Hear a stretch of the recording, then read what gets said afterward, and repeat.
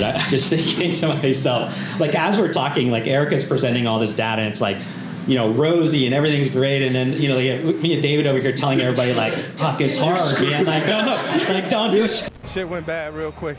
You know what I mean?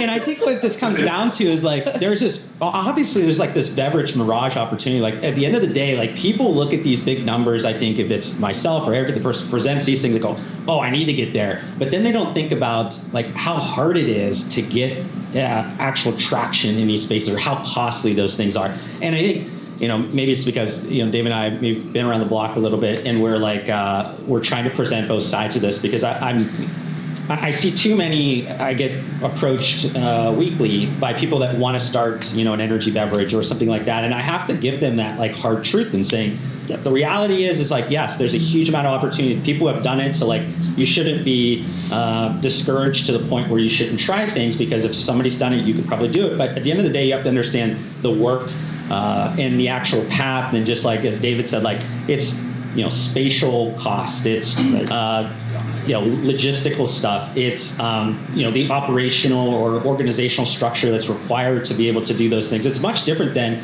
you know, a supplement company, like one that sells caps, powders, pills. Very different, and people need to be aware of those things, because I think I've seen a graveyard of people that thought they could do it and they didn't. So it's just one of these things where I think it's just, you know, I guess the kind thing to do to show both sides of it. But I just was thinking about that as we were talking, because I'm like, man, like, I know, like, all people came in thinking, like, yeah, we're gonna do this, and then all of a sudden, like, you know, we're over here. We're gonna get shirts due and glue.